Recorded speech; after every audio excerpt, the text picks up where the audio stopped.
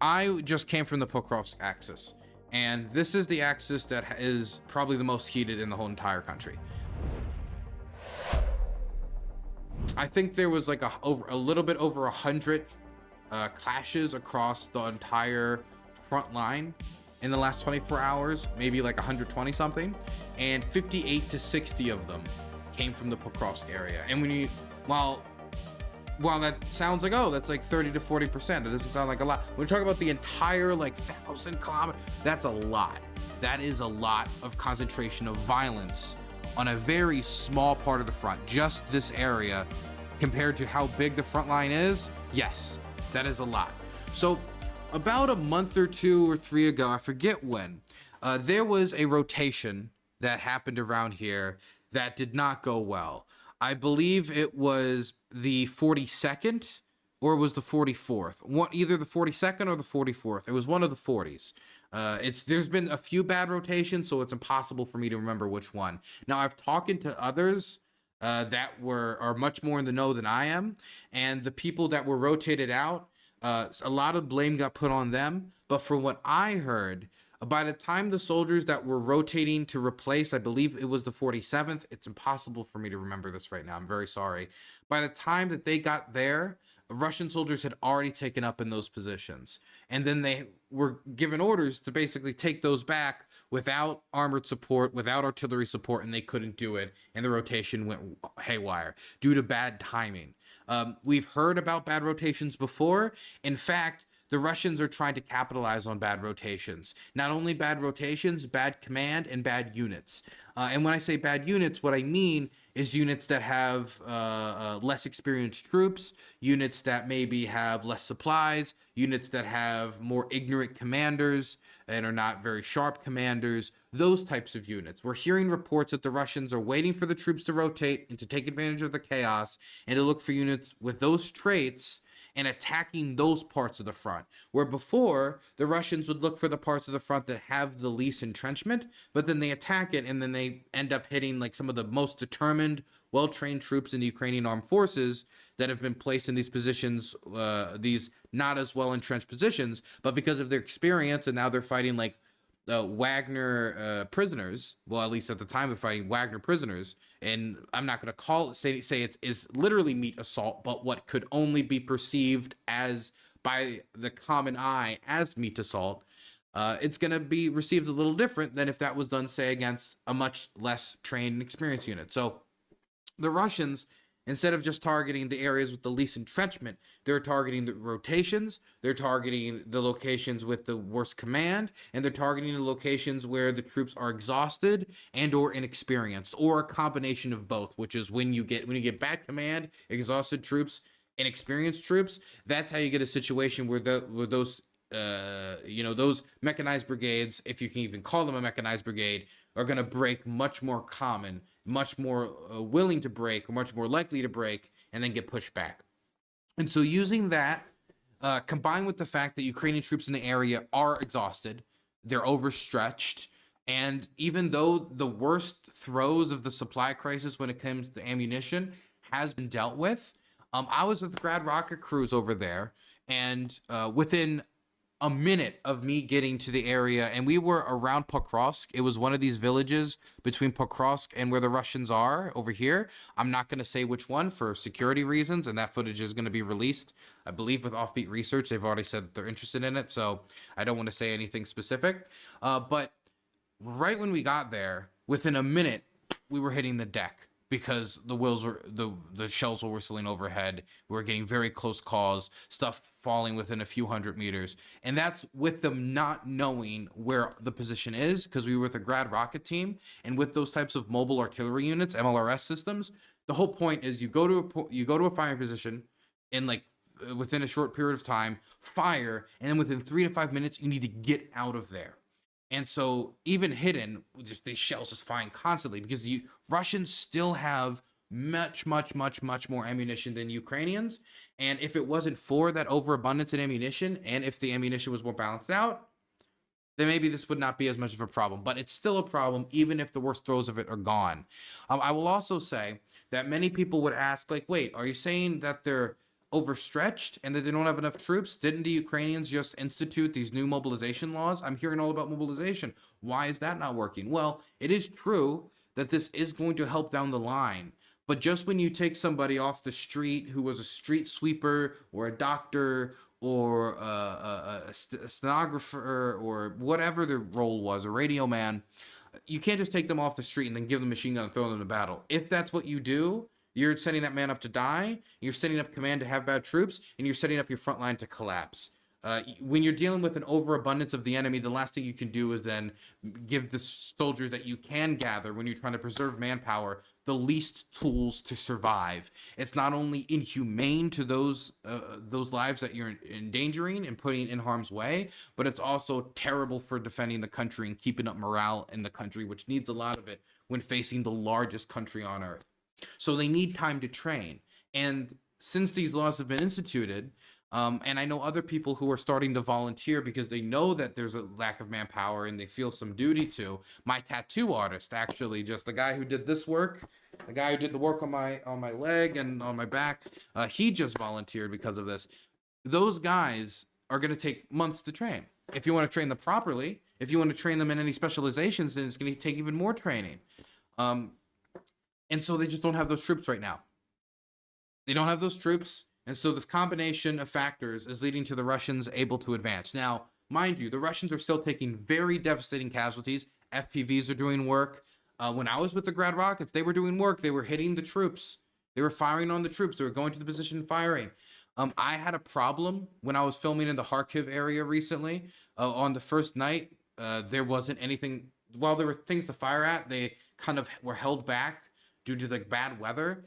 And we had to film a second night to actually film them firing. That problem was not a problem at Pokrovsk. Pokrovsk is a very target-rich environment, and while they had to preserve ammunition, they fired off 2 rockets and then got out of there. The problem over there is certainly not a lack of target. It is a target abundant environment. And so the Russians are trying to capitalize on this failed breakthrough, and they are successfully capturing villages here very rapidly. Over the last week, the Russians have captured 6 kilometers of territory. That's a lot of territory when you know how many lives have been sacrificed for such small pieces of land in this war, and how slow the advance has been. While obviously, if you were to compare this to the early days, or what Russia originally thought they were going to be advancing by and how fast they're going to be advancing, it doesn't seem like all that lot. Compared to what we've seen over the last year and a half, 6 kilometers in a week is actually substantial. And so they've been able to capitalize on hitting this breakthrough here, hitting this bad rotation here, expand to take the villages around here, and now they're pushing with the ultimate goal of taking this location right here, Pokrovsk.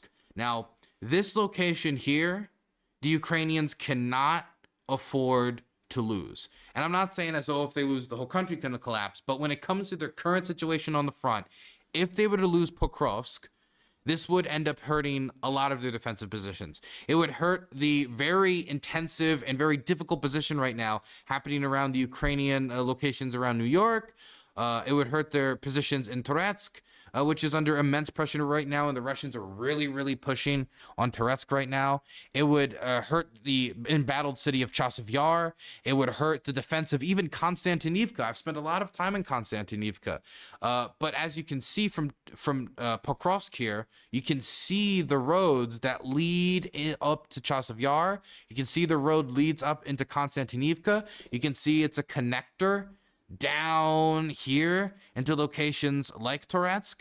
And so if this vital passageway, this vital supply line is captured by the Russian army, which seems to be the direction that they're moving and marching in, and is a clear strategic target, then that's going to pressure the entirety of the Ukrainian front line in the Donetsk region when the Russians need something to break the stalemate. The Russians have taken immense casualties over the summer offensives, over the spring offensives. The offensive into Kharkiv, when it comes to gaining any strategic achievement around Kharkiv, was a complete bust. Massive casualties, The strategic line moved with the Americans allowing the Ukrainians to strike over the border, Occurred hit is supply occurred. lines, hit Hot vehicles, beverage. hit artillery systems. Hey, Ohms, thank you for the $5 super chat and the little coffee. I appreciate that. Thank you, thank you, thank you. After being demonetized for 10 months, all the stuff to bring us back up on YouTube is appreciated. But that moved the line on where the Ukrainians could hit them over the border. They lost a lot of troops. They lost equipment. They didn't take Vovchansk. They didn't take Lipsy. I just came back from Lipsy. They definitely didn't take Lipsy. They didn't really gain much. Even if you wanted to talk about what Putin set as the bare minimum of what they wanted to achieve with those operations, they did not get their exclusion zone around Kharkiv. Because if the Ukrainians wanted to, they could launch another raid across the border from here or from there or from any of these locations. This is all they've been able to achieve.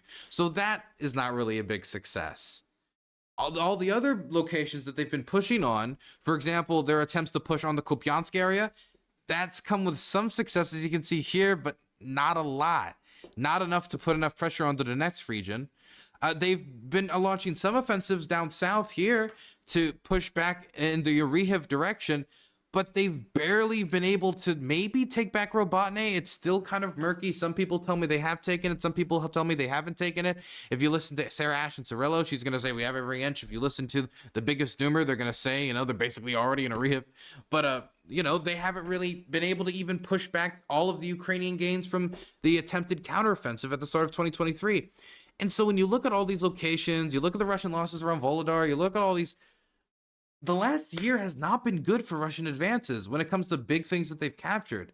The last big Russian Burns victory, is an immoral, morally corrupt, bankrupt man. Thank you, Borgfella, for becoming a YouTube member.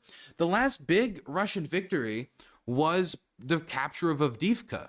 The capture of Avdiivka, which was facilitated by a strained supply of Western aid due to the blockage of support in the House, a manpower shortage, which the Ukrainians are only recently finally taking the legislative steps to address seriously.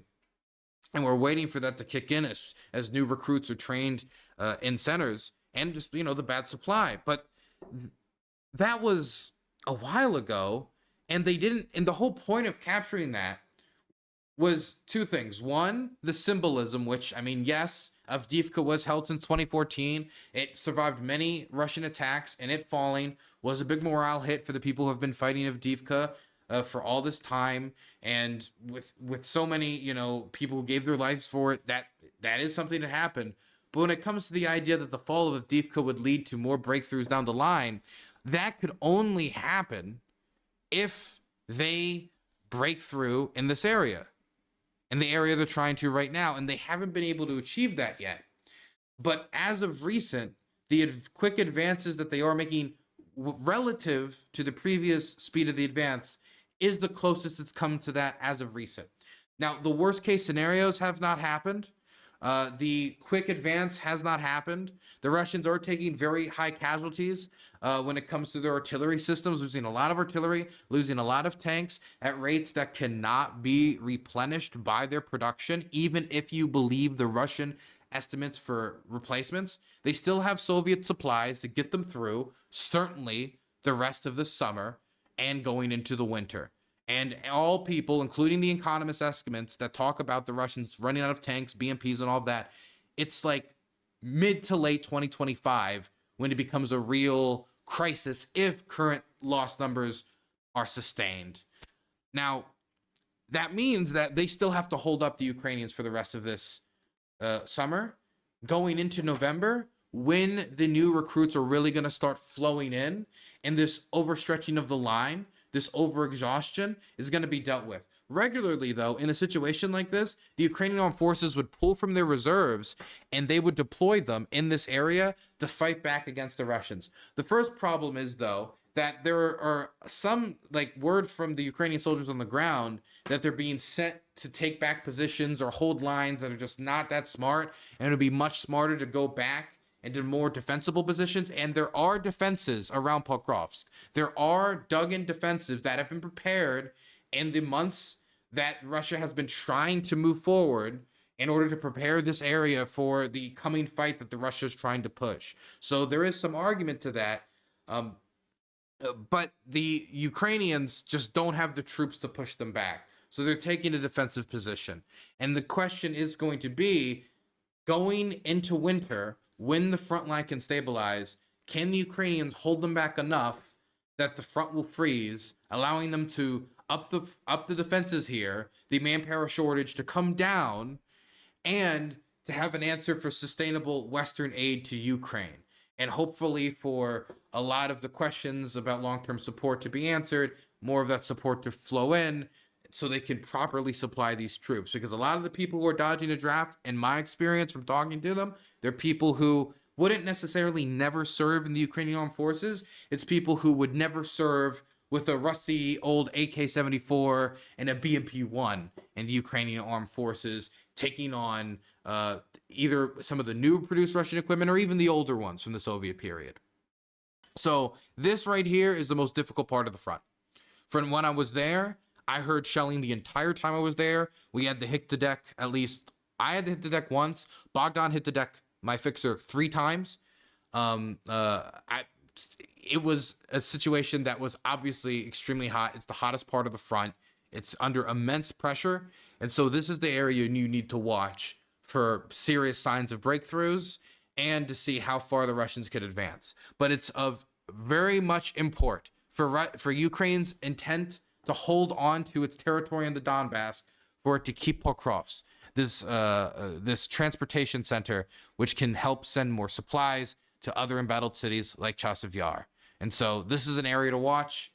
And I wish all the civilians there that are evacuating good luck, because there are a lot of civilian aid crews that are trying to get civilians out of the Toretsk area, trying to get people out of here. And it is like hell on earth. I've seen the videos, I've talked to the people. It is like hell on earth. So I wish luck to all the civilians there. I wish luck to all the civilian evacuation crews. And I just wish luck to Ukraine.